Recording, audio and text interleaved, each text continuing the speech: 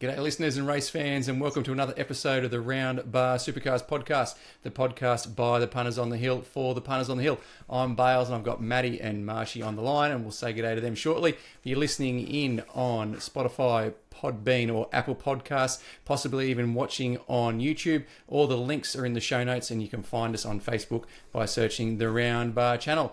G'day Maddie. Howdy, how are we all? Good. G'day Marshy. G'day boys, it's good to be back. Absolutely good to have you guys on the line, and a big thanks to our friends at Biddy Motors Colcan, Membreys Auto Electrics in Kundruk, and Cobra Apparel for supporting our pod. Get behind those that are supporting the pod and helping us bring the content to you. Gentlemen, it's been a little bit of a wait once again. We're heading on into Darwin, taking it to the top end.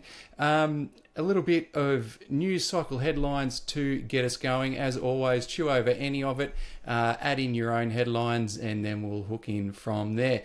So, dot point number one for me is just the little blow up post Tasmania with Craig Baird's little interview on Code Sports in his reference back to the Adelaide 500 and the use of the word or the term grub in that sense, and perhaps grubby driving. We can pick over that. I reckon you might want to have a crack at that one, but we'll see how we go. Matty Payne's injury. So obviously we covered off on that ahead of Tasmania and even in the immediate aftermath when we recorded the pod. But subsequently it came out that his injury was much worse than was perhaps told to the media and to the punters on the hill, possibly even to the point of maybe you could say that you fibbed a little bit about it. So we'll see whether that piques your interest.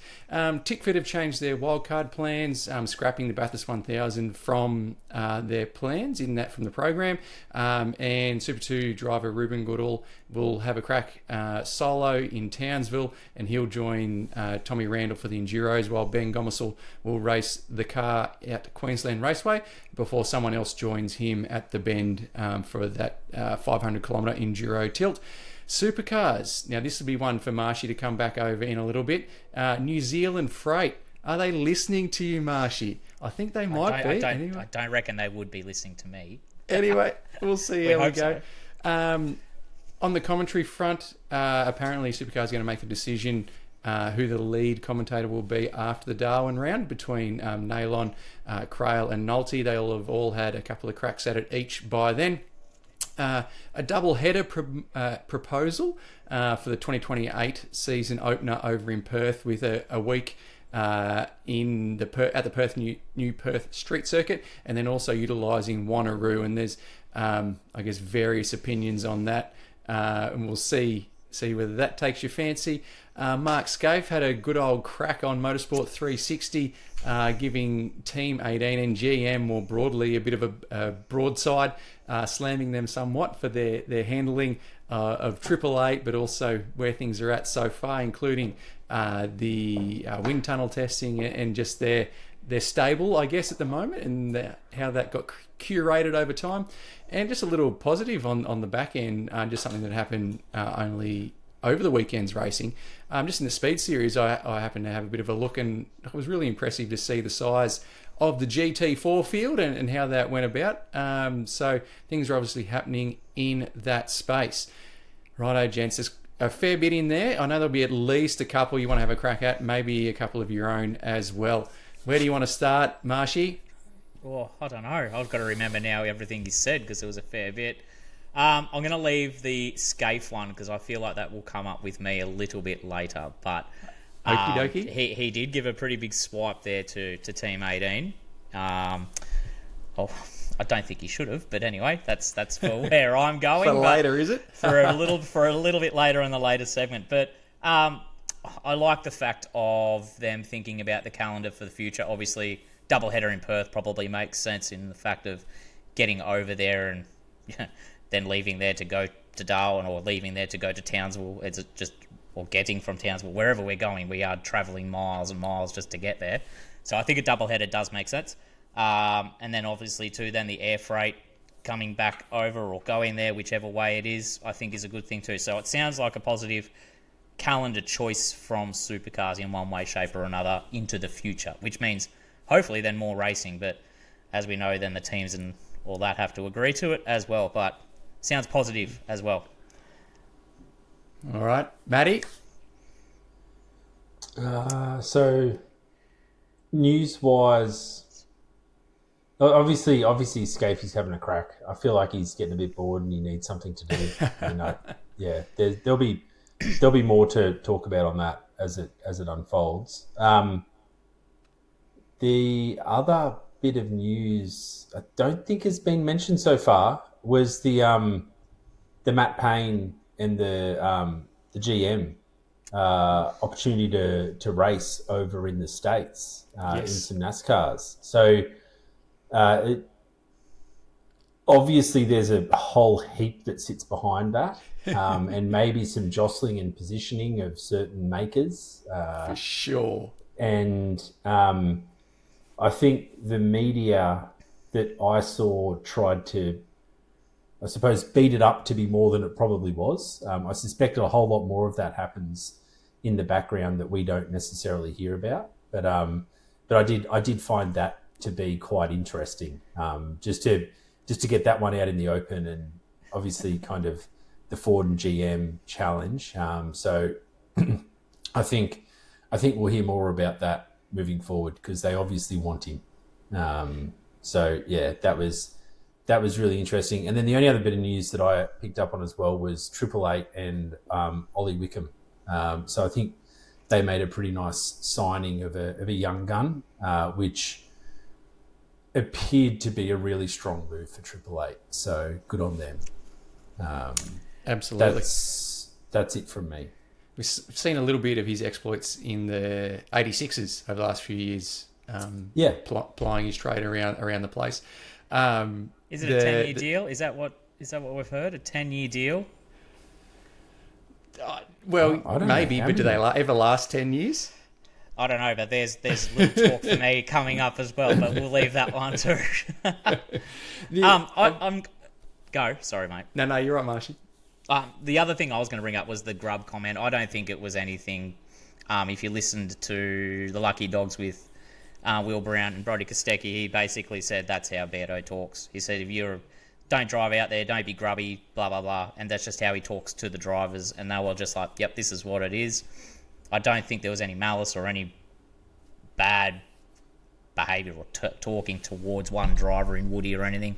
He just said it was, that's just a word and people take it the wrong way. So I actually feel as though it was beat up again more than what it needed to be with most things. I completely agree, Marshy, when you've sort of heard the context come out around it. He probably just shouldn't have used it in a mainstream media interview and kept it for the driver's briefing. Because it makes sense to all of them. They know what that is when they're inside there for sure. Matty, the Matt Payne and GM thing, I'm loving these chess pieces getting shifted around at the moment between Matty Payne and GM and Groves, and they're all and Ford. And there's going to be there's already been a bit play out, but it's pretty exciting stuff just for the punters on the hill having a bit of a watch and how it's all going to work, because there was a bit of mudslinging around what information had been given to the team or not been given to the team around his injury. And then obviously, they've blocked this trip to America to have a race in the NASCAR or for GM, citing injury management and other bits and pieces as well. So, looking forward to it for the rest of the year and potentially into next year as well. Righto, fellas, time to roll into the better Darwin Triple Crown, heading up north to Hidden Valley Raceway.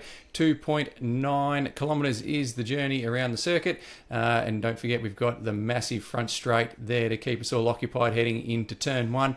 And, a few little intricacies with that pit lane that comes along with that.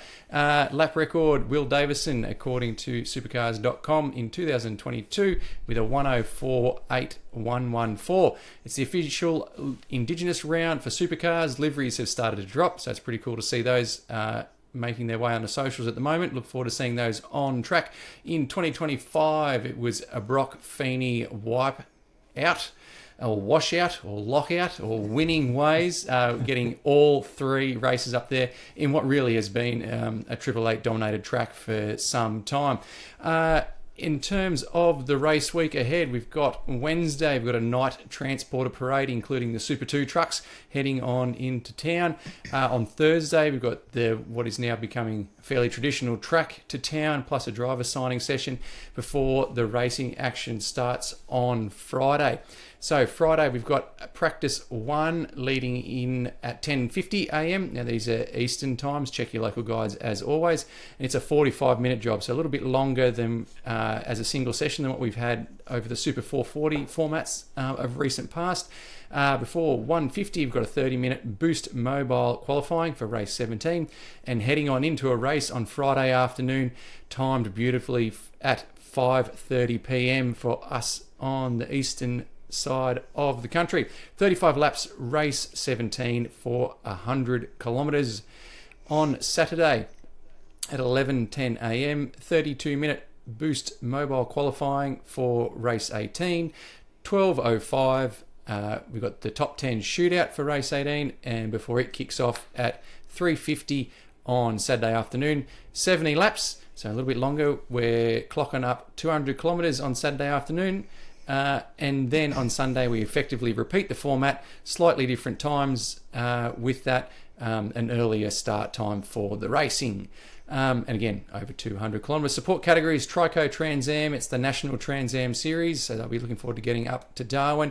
We've got the Territory sedans, so the run what you've brung and hook on in. The Porsche Equity 1 Carrera Cup Australian Championship. Dunlop Super 2 making their way up as well. And for the punters on the hill, you've got Hot Wheels and Harley Stunts Monster Truck Masters. Hot Wheels Drifting. Summonats goes to the top end, as well as your regular pit lane walks and checking everything out.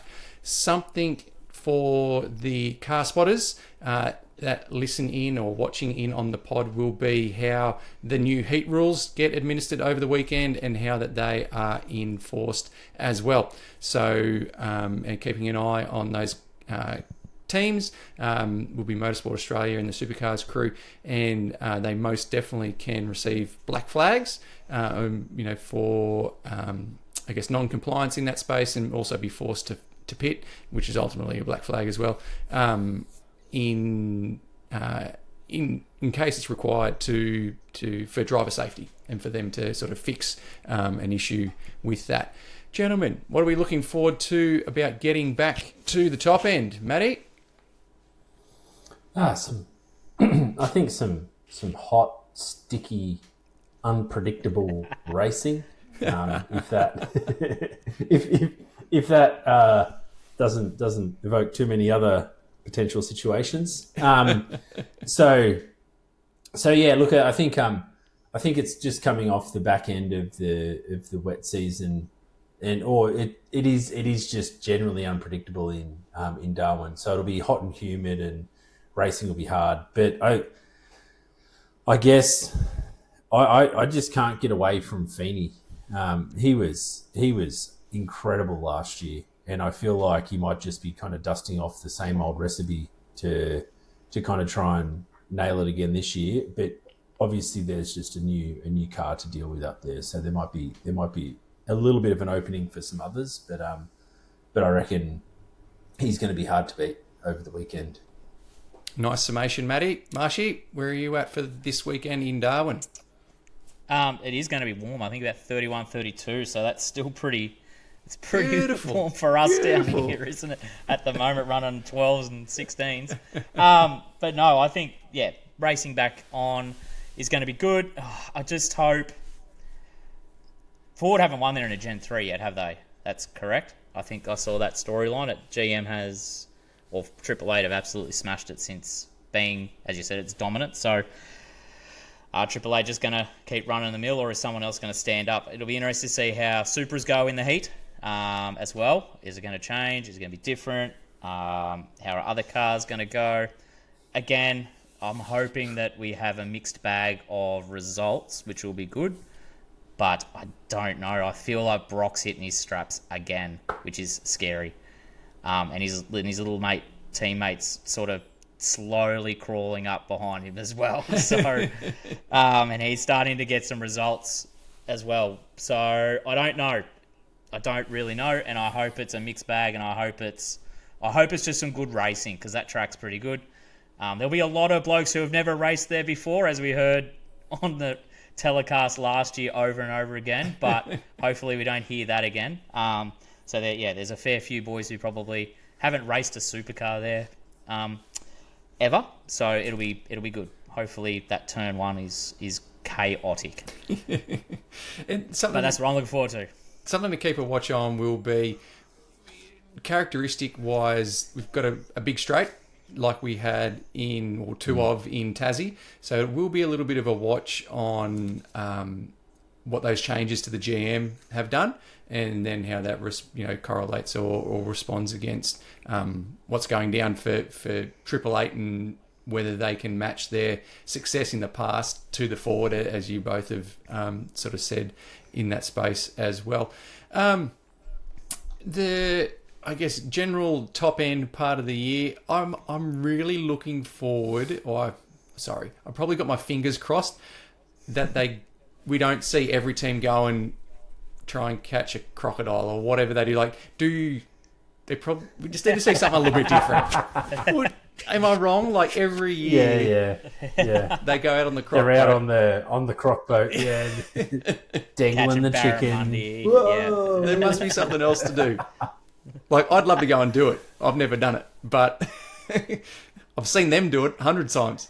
Yeah, probably that. I guess maybe that's a challenge for the listeners. I'm sure we've got some listeners up in Darwin or Northern Territory. What on earth else is there to do in Darwin in your spare time? Let's see what they can come up with. Maybe we can kind of get it through to supercars that we need some more activities for the drivers. Camel races. Do they do camel races up there? Ooh, maybe. Ooh, that'd be fun. I don't know. I know there's a lot. There's a lot to do. It's just hot, so you try and find air conditioning wherever you are, and most of those are in an establishment. So there is a fair bit to go and see. I don't know. Have we seen the boys go into the croc? Like, they've gone out on the boats with the chicken thing, but have they gone to the Crocosaurus Cove or whatever, where you dive with the crocodile? Have you seen that one? No. Yeah, it's dead set in the middle of town, so they should maybe be able to do that. That's a good way to not just turn up with a broken hand. You might end up with no hand. You might need to research it, Matthew. You're in a massive big perspex glass. You're not literally diving with one. Yeah. Make sure your life insurance is sorted. It's not as dangerous as I don't think shark diving, but anyway. No, I think it'll be good. Hopefully. Absolutely. Nice. Anyone, that's maybe snuck up on the radar in terms of they probably could do with jagging a top 10 or potentially, if they're thinking about making it happen come finals time, a podium over the weekend? I think someone who's caught a glimpse in the last couple of rounds is probably Juso Jada. Yep. He's pushing, as a rookie, he's probably the one that I feel as though is showing some consistency. He's getting those top 10s. He's getting in the shootouts. He's got speed and practice. I think someone who's probably going to have to jag one has to be Cam Waters, because we keep talking about him.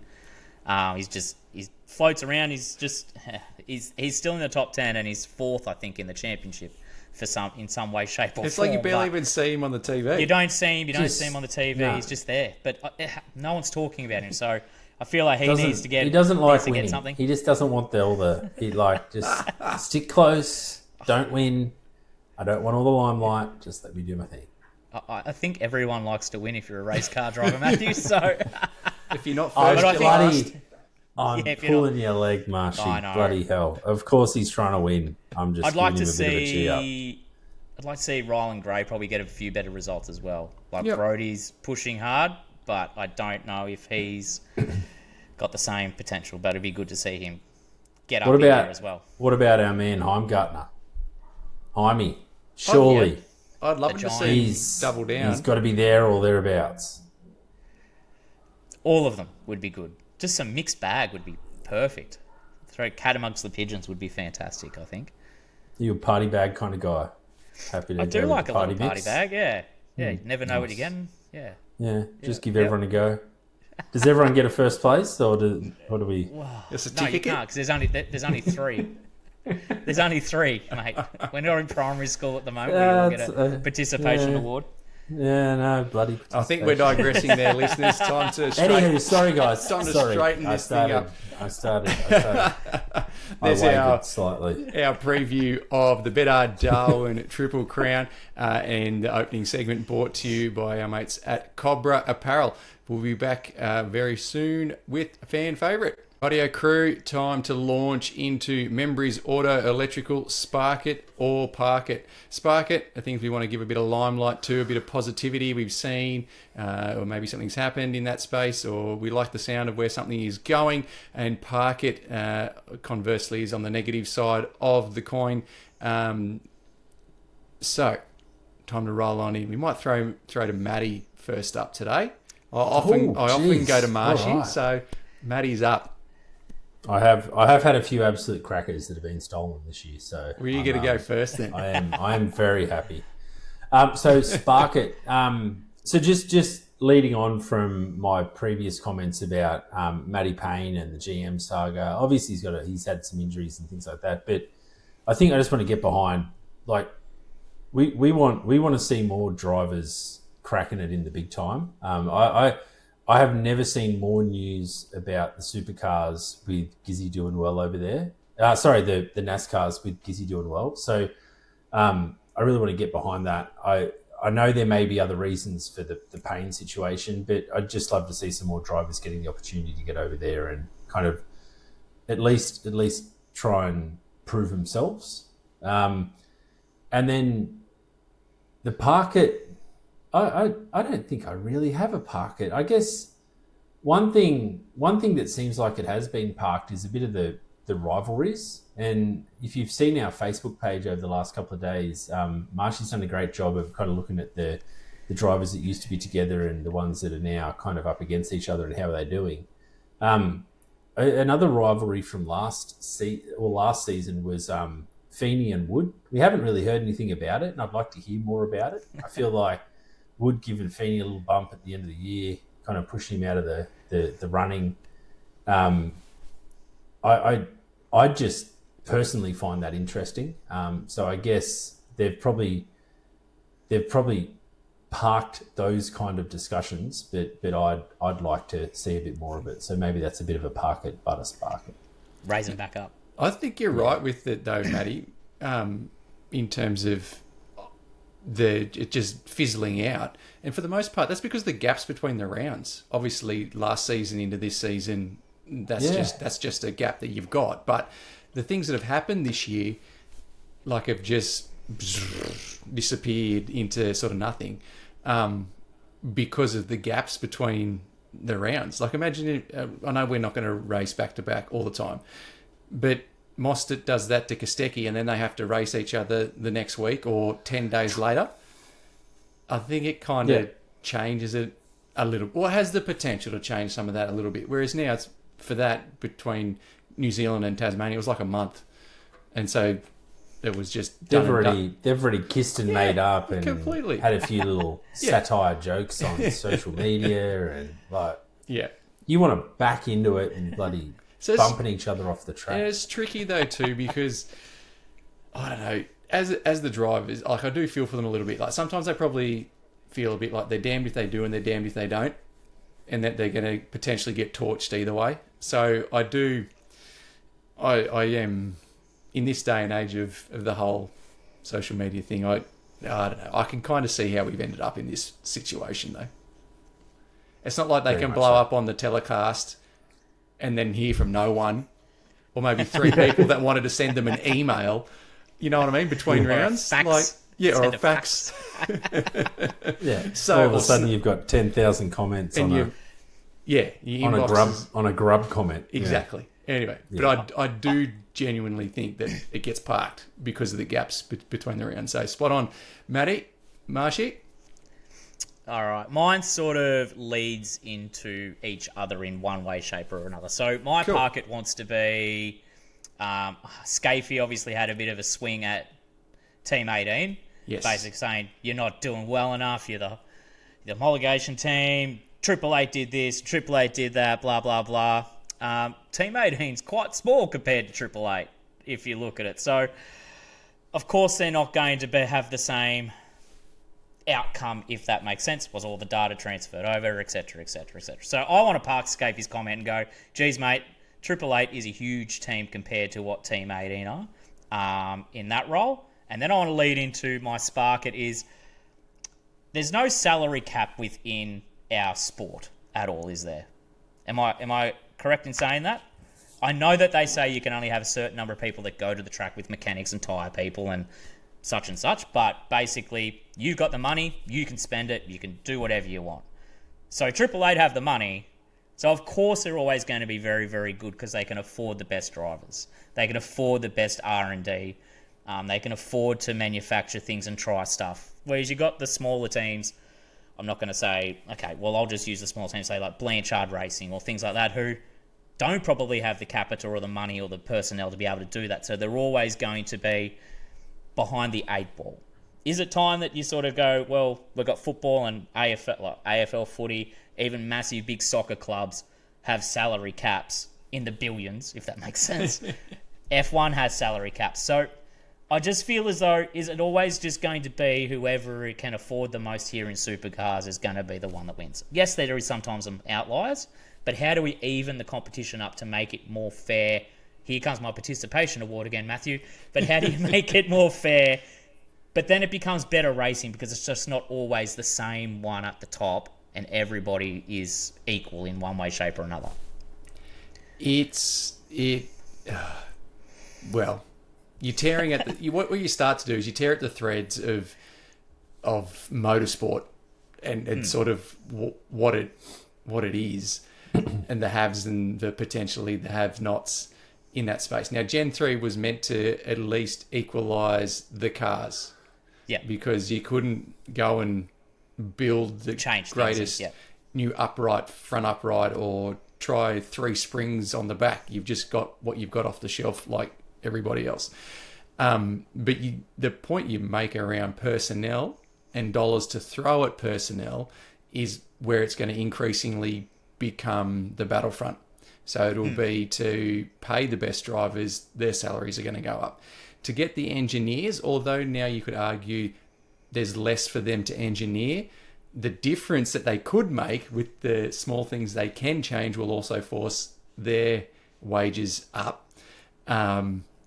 Potentially you start looking at pit crew personnel, maybe, and people's ability to execute faster stops are all things that then start to come under scrutiny and perhaps get emphasised in that space. I would imagine there's next to no way in motorsport to actually track the salary cap properly. Like I don't think that F1 might have one, but I don't believe for a second that they've got a handle on it.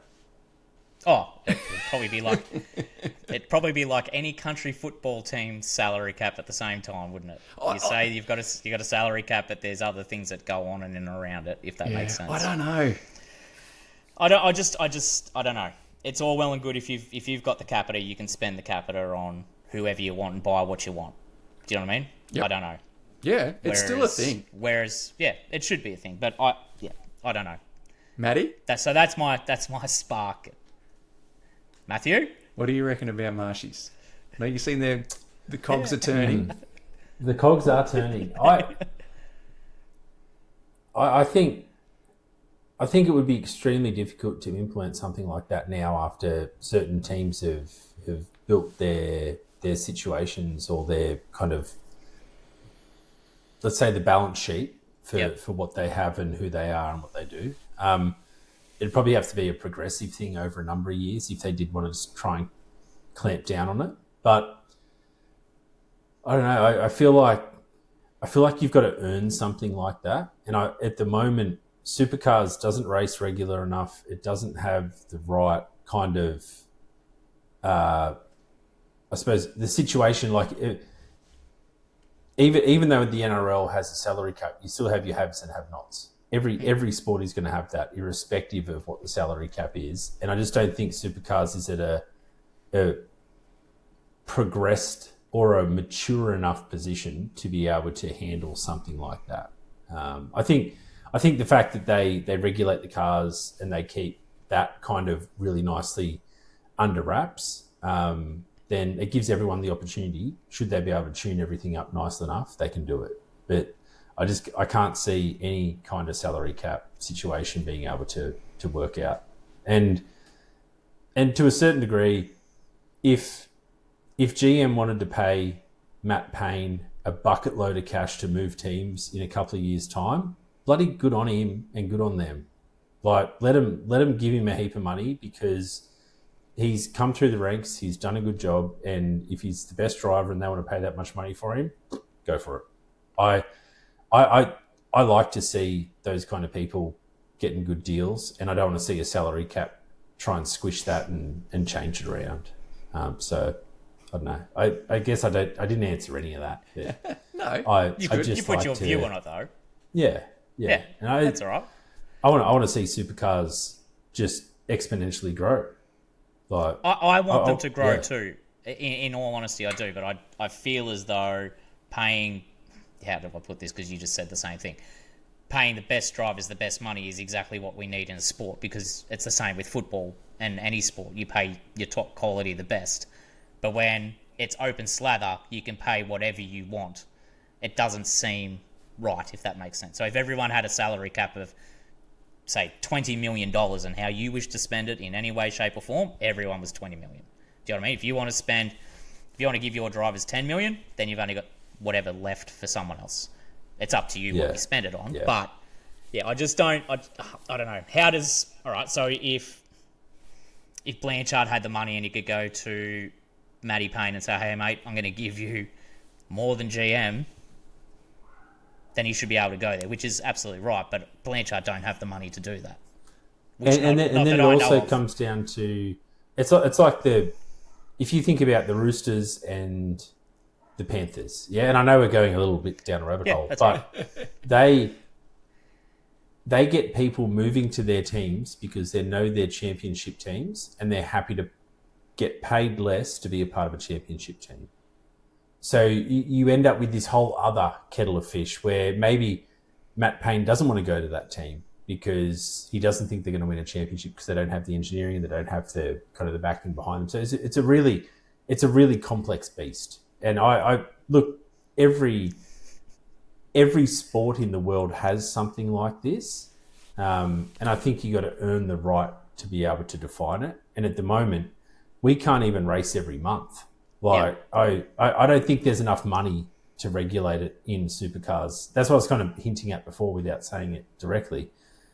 I don't think supercars is in a financial position to be able to do that. Otherwise, they'd be racing more. I think it's dollars that stops them racing more, and I think it's dollars that stops us progressing right now. So that's probably the bigger discussion. The model, the way it sits at the moment, in terms of the teams have a racing charter, they all get that money from the business. Yeah. So it's the other money that they generate outside of that to help float the whole ship that is changing. So how do you then go and regulate that part of it? I don't know.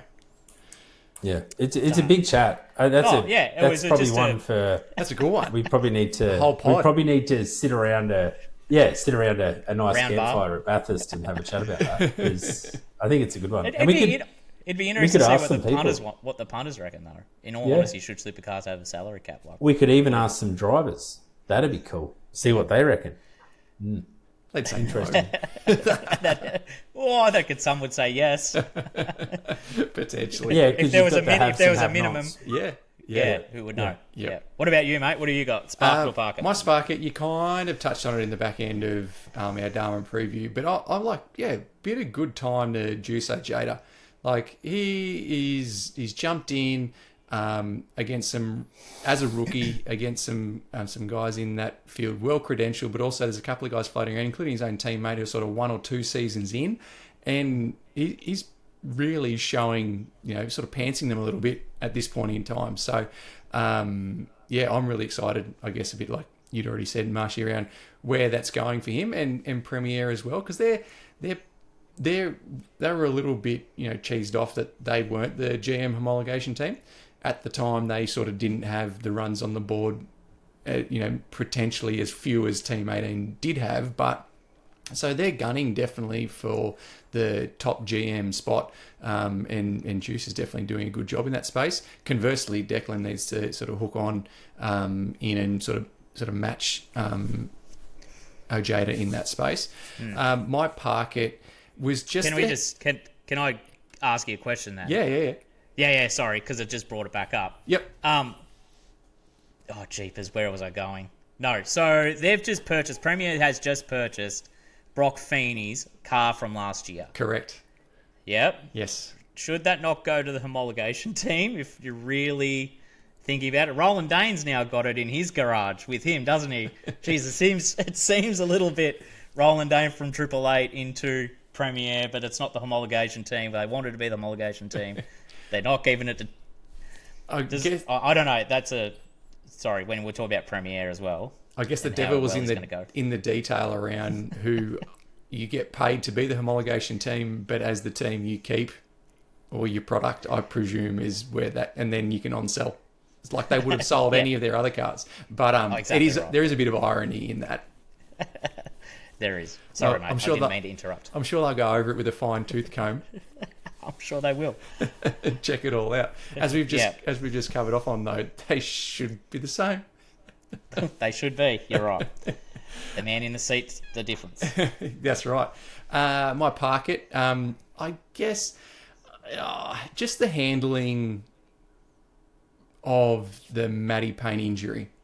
I'm not sure his camp or the advice or whatever they got, just say, broke my wrist, or just tell us. And then it makes it even more awesome when he drives and does pretty well.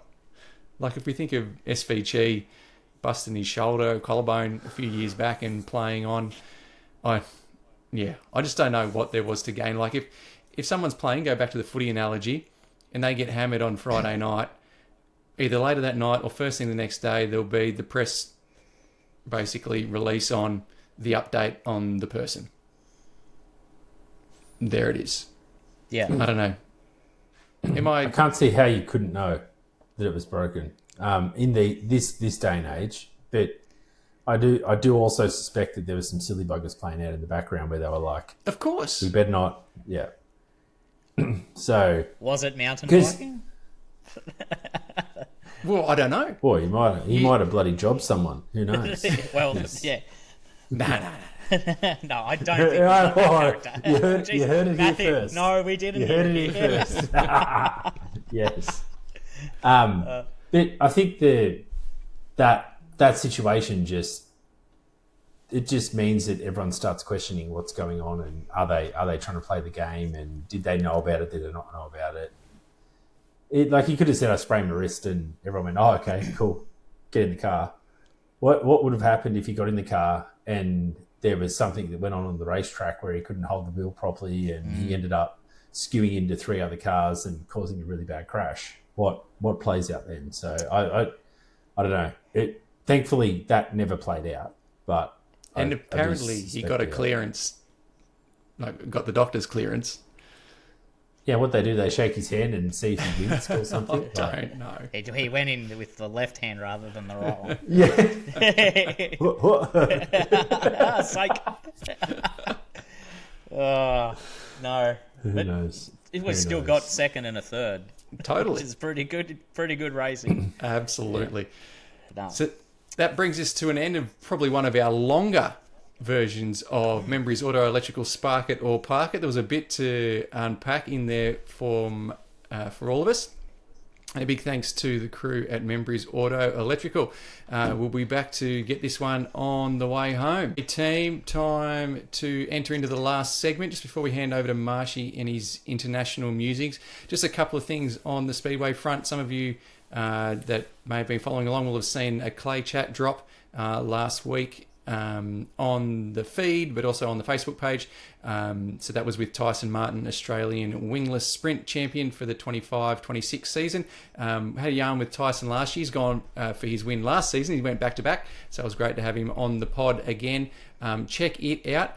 And also there's talks for the Adelaide Grand Final. They ran the Speedway there last year. There's talks of operating that the weekend prior as well, giving them 2 cracks at the cherry sort of across that 10-day period, because effectively the precinct's closed down anyway, so why not hook into it? So if you're thinking about going, or you're in SA, or have never checked out any Speedway in that space before, get down there and have a bit of a look if it comes up. Internationally, I just got a couple of little things there where Mozzie had a go in the IMSA Championship and it didn't quite happen for him. He had a bit of an incident in the closing laps and they had to sort of take another pit, which closed them down. Matty Campbell has left Porsche and has joined Ford. So that will be really interesting to see whether that turns into, it should do, a potential Bathurst 12-hour start in the Mustang. He's been a regular in Porsches for a long time. We've got the Red Bull Ampol Racing Team heading to the Goodwood Festival, the Austrian Grand Prix, obviously the home of Red Bull, and they're doing a couple of other things as well. And really, throwing it over to you, Marshy, to give us the rest. Righto, so we've had a little bit of racing over the last fortnight that we sort of met, if that made sense, from our debrief. We'll start off with some IndyCar. So the boys have been to Detroit, which was a bit of a mixed bag of results there. We've had Scotty McLaughlin was the best of the bunch. He qualified 3rd and finished 7th. Will Power started from the front row and crossed the line in 10th. Scotty Dixon, again, he finished 8th, and Marcus Armstrong came home in 17th, so not the best one for Marcus. And then those boys went off to Gateway for the Barramadio, I think I said that wrong, 500, where McLaughlin again started and he went pretty well. He started and he finished 5th. Will Power added another top 10 with 8th.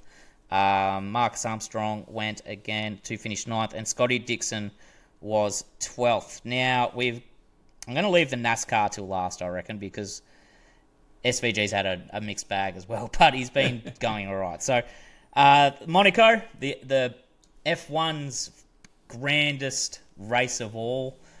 If you are a celebrity and you want to dodge tax purposes, then move yourself to Monaco. I think I found an interesting. Did you see they were on the track for the parade, and Max Verstappen's actually pointing out exactly where he was and where he just bought a brand new condo.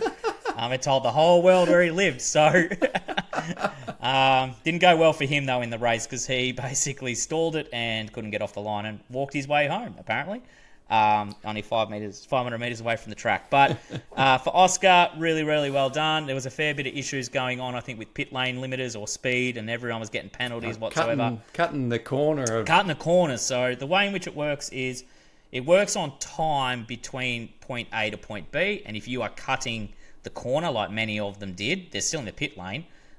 It was fractions of a second that they were apparently speeding through. So that took Hadger's... Isaac Hadger finished on the podium in 3rd, and then Pierre Gasling, they appealed it, and he's ended up finishing 3rd, and they've taken it off. Poor old Hadger. So what happened is Piastri actually finished 5th, but in the end he's finished 6th. And Liam Lawson's finished 7th as well with that one. He's going pretty well, so he's backing it up tonight. We are recording on a Sunday night, so the Spanish Grand Prix is on tonight in Barcelona, which is fantastic. Piastri's going to start 7th, and Liam Lawson is going to roll out in 8th. So he's got some speed in that RB, hopefully, which is fantastic, and he's doing pretty well, which is good for him to get up and about. So hopefully he can continue on his winning ways, or not winning, he hasn't won yet, but improving, And Oscar, again, he just continues to keep going when he actually gets in the race, because we know at the first 2 he didn't get off the line. So, and then we go to SVG. So SVG in the last 2 weeks, we have had some ups and we've had some downs. So he, at Nashville, had his best oval finish, where he finished 5th, and we were going ballistic for him. He led some of the laps. He looked in control. He'd qualified. Actually, they didn't really qualify because, as we discussed, they got washed out and they couldn't qualify. So practice times counted. So he finished fifth and started higher up, obviously where he wanted to be. But since then, he's struggled in Michigan, where he started 30th and he DNF'd because he got smashed in the front end and basically blew the pressure out of the front, so he couldn't keep going. And then tonight, or tomorrow morning again, he's going to start at Pocono, which is like a big triangle. If you've seen it, it's a little bit weird of a racetrack. So he's going to be starting 31st as well from there. So, yeah, bit of ups and downs for the Kiwis and the Australians in international racing. So that's it. If you up early in the morning, you can watch 2 races. Nice stuff. And a big thanks to you, Marshy, for keeping an eye on everyone abroad in that space. A big thanks to our friends at Biddy Motors, Coal Can, Cobra Apparel, and Membreys Auto Electrical Kundruk for supporting us on the pod. You're listening in on Podbean, Spotify, or Apple Podcasts, potentially watching on YouTube. All the links are in the show notes. You can find us on Facebook searching the Roundbar channel. But for now, gentlemen, and for the punters on the hill, enjoy your racing, everybody. See ya. Ciao.